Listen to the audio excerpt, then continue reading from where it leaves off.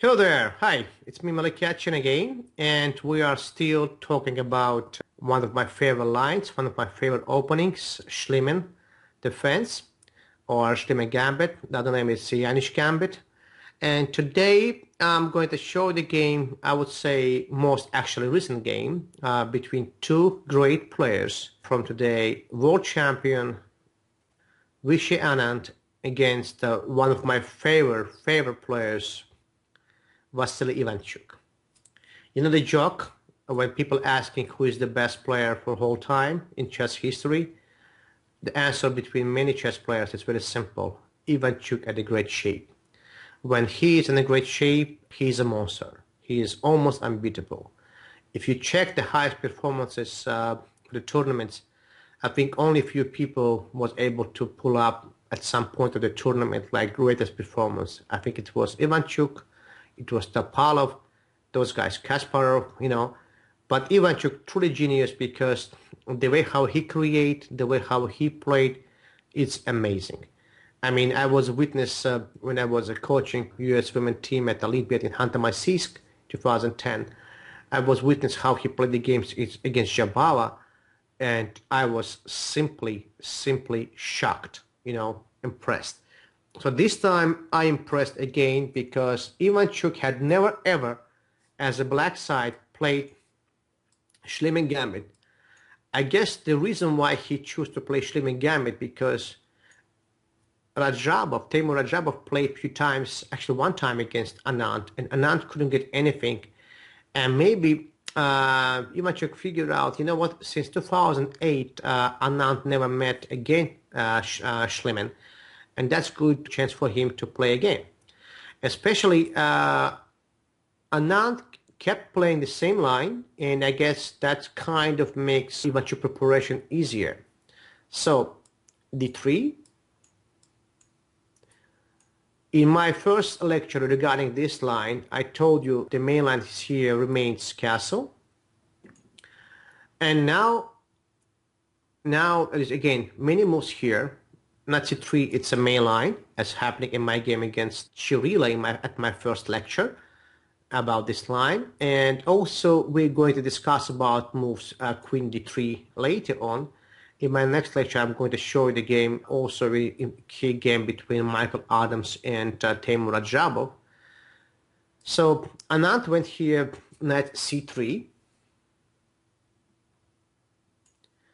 So far we have same situations as my game against Chiurila. So now, if you remember, my game went here, my opponent played here, knight h4. So Anand has decided to play here c3. Knight e7, the main response. Now this case is different. Now you must take on f6 by knight.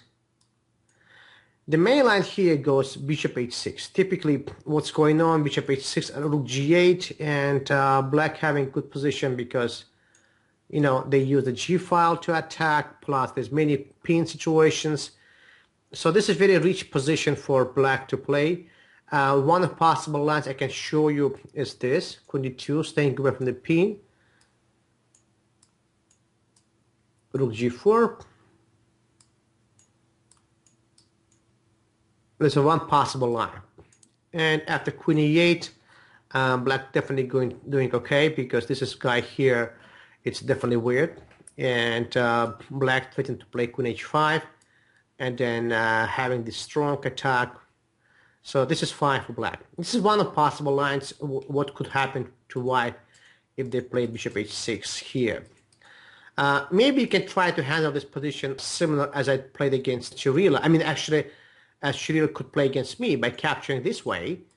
Maybe this kind of road to equality, but it's definitely not a big deal for black to play because they have two bishops, they're absolutely healthy, even after f5, so I think white has nothing here.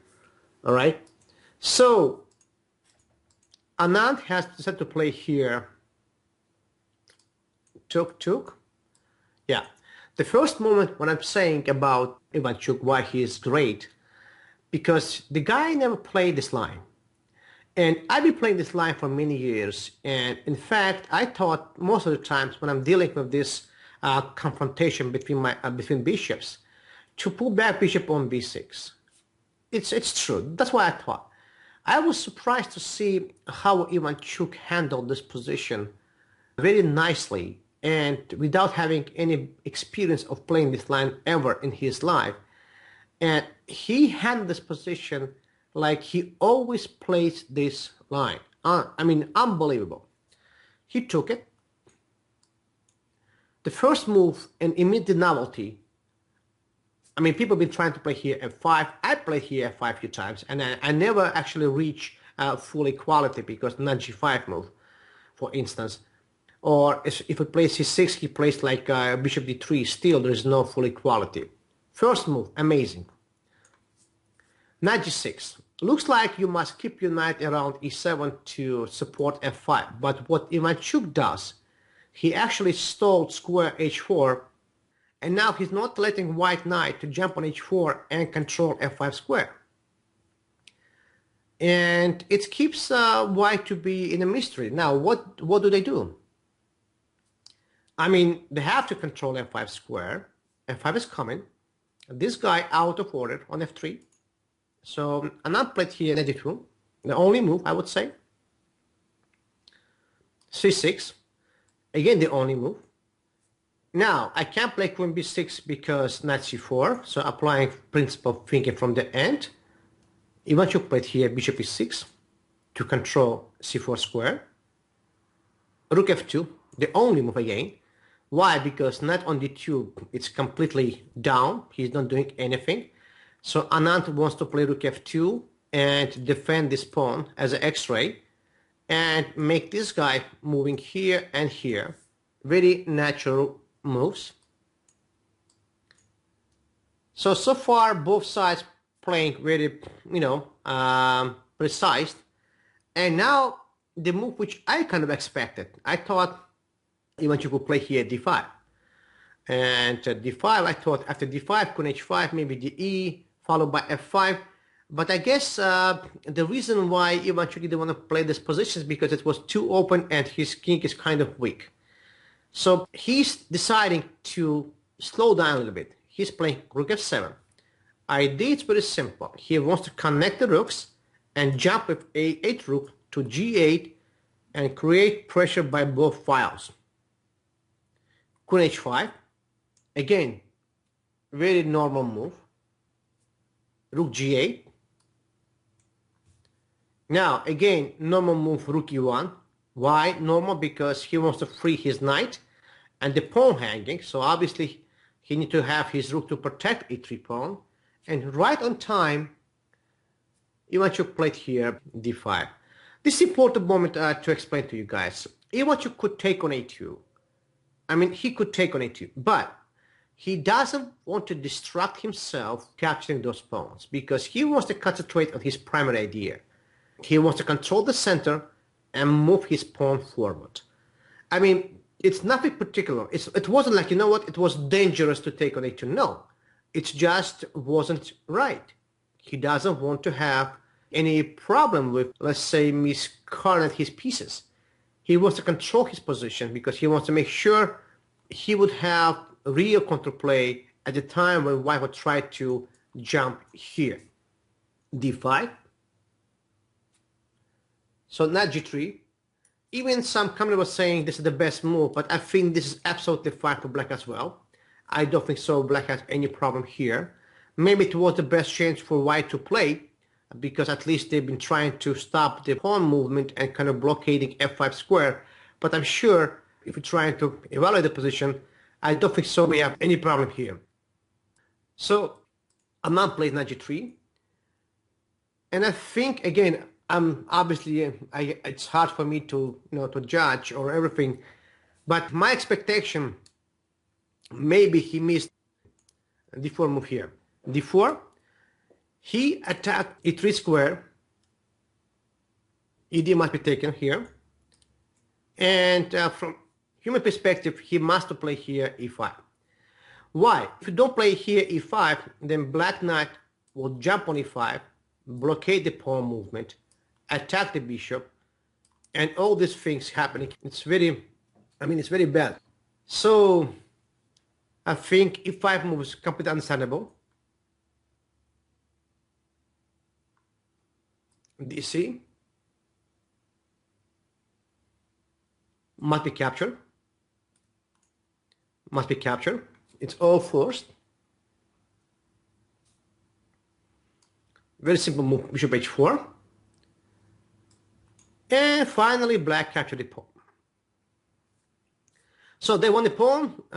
Queen controls the d8 entrance. There is no checks. You can't take on e5 because rook hanging. Only move, not e4. And another strong move here. So bishop was covering the view of the rook, right? Plus the bishop attacks a2 pawn. Plus I have a threat to play rook g4 and attack the knight, maybe. So altogether, overall, it's a great move. Forcing white to play king h1 because they have to stay away from the pin. Take. Again, the only move.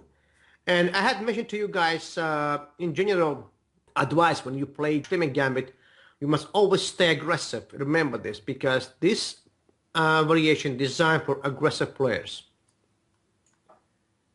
Don't be scared, just attack, And now, suddenly, like, white in deep trouble, because we have X-ray, we have pressure on all these pawns, and looks like it's really hard for white now to defend this position.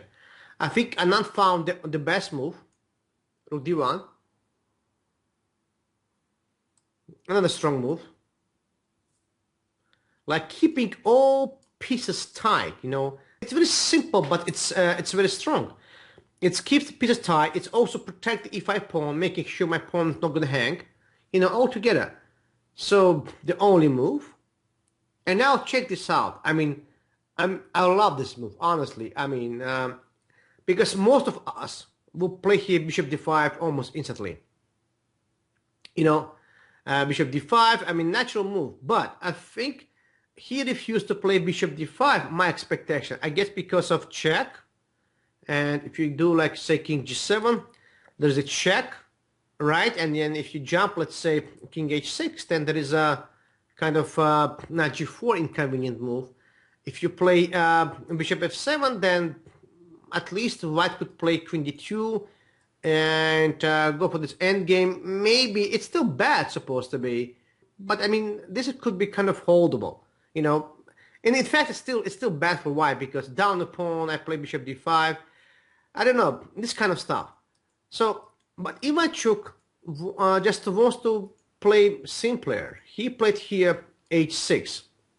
Also, it could be because they both sides was in time pressure. Maybe he want to make sure he's not going to miss any simple tactics. He played here h6, controlling dark squares.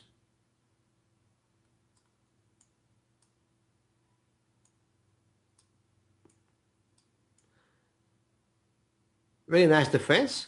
And finally, he found the way to play here, forcing to play here. Obviously, white can afford to go to the endgame because it's really bad. They have to play queen e4.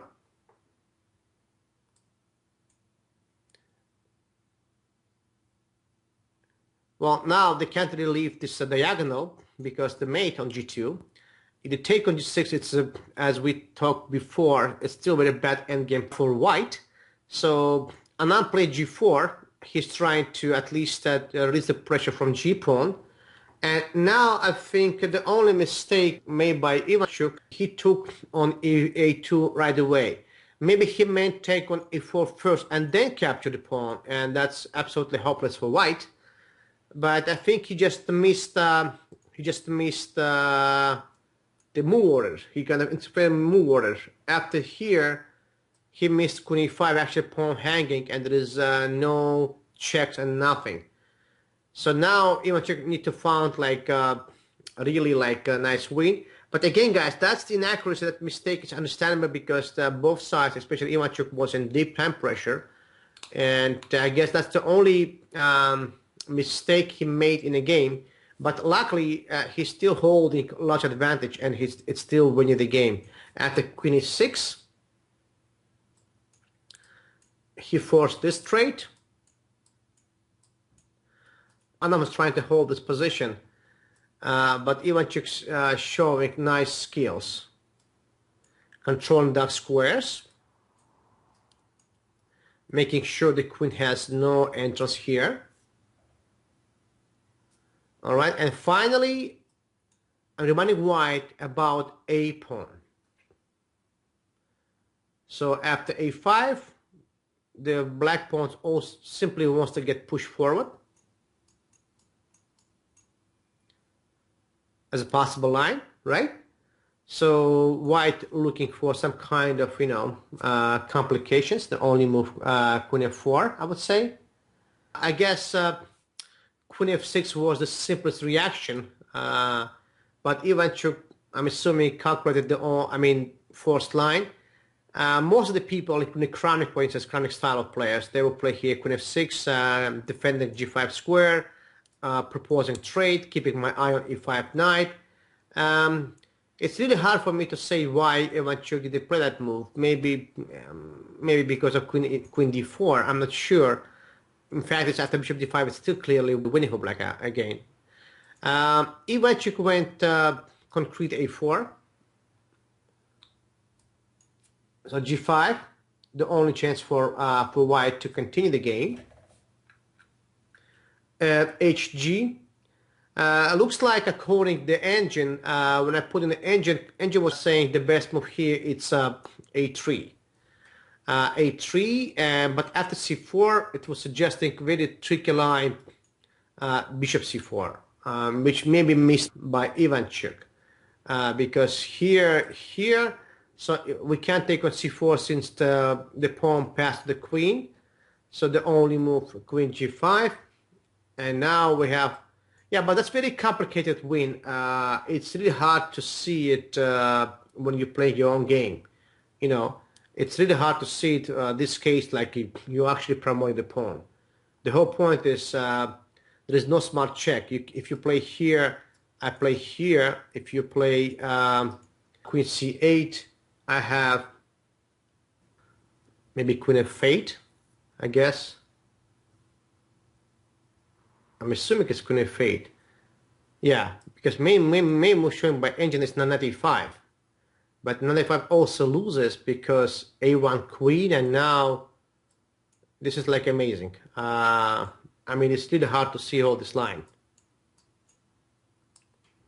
It's all engine. So I guess what's why Ivánčuk made a kind of not smart decision, because he shouldn't be even worried about these lines and just simply played queen f6 and to win the game. All right, but he had decided after king g3. Let me go back here for a second. So a5. Yeah, queen f4, a4. The main purpose of this game, it was opening choice, guys. G5, hg. He chose like a kind of solid. King f8, c4. And Anand almost escaped, by the way, almost escaped for draw, but Ivánčuk found the only moves to win this game. King a7.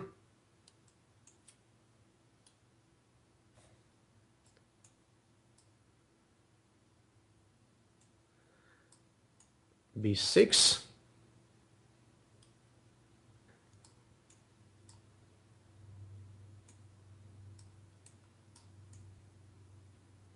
So it looks like it's going to be draw, but now we have smart position against knight. King g7. And finally, Ivánčuk found a way how to connect his bishop to protect the king. Yeah, it's really interesting how Ivánčuk like nicely defended his king. Again, they're in a position. And finally, bishop get back to the game, and now, step by step, game is going to get over.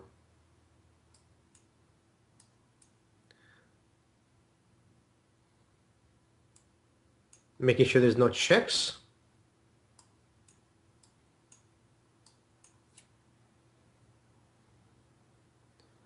Yeah, and here game is over because he simply have this. As soon as he trades the knights, game is definitely finished because the queen endgame is absolutely hopeless for white.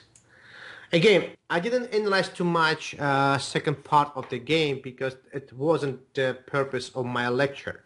The purpose of my lecture by introducing this game was to show you the opening ideas. And I think as ideas, it was clearly the way how 𝘰𝘏𝑢𝑘 handled this line. So to summarize my lecture, I'll tell you what, c3 definitely must be met by knight e7, okay? And all this capture on f6 when white kind of keeping the bishop instead of knight. Black having always like strong center from f to a. And the main idea in this line to start to move the pawns forward. And important tip in this game is to understand how you deal with situation when you capture on e3 and you're dealing with double pawns e3 and e4. So remember this, knight goes on g6, it controls h4 square to prevent white knight to jump on h4 and control f5 square. And then your job to activate your queen by putting a queen on diagonal a7 g1 and preparing d5. All these tips, it's very simple and amazing at the same time. And as I said, the way how 𝘰𝘏𝑢𝑘 handled this position, handled this game, it was unbelievable. It looks like he's been playing this line for all his life. So these two games, my games against Chivrila and the game 𝘰𝘏𝑢𝑘 against Anand, will kind of finish my introduction regarding the line bishop g5. So in my future lecture, I will touch the subject regarding moves queen d3. And I guess we're going to close the file with d3 and we're going to switch to other lines. And also for our fans, I have to remind you, I lost a game from week 6 from US Chess League to Joe Benjamin with red line bishop e3. I'm going to talk about that briefly in my next lecture as well. But the reason why I lost the game to Benjamin, it wasn't because opening problem. It was because I made the wrong choice later on. And I'll show you where I made a mistake. All right, well, I think you like it. I hope you like it. And we'll talk about Schliemann / Jaenisch Gambit in our next lectures.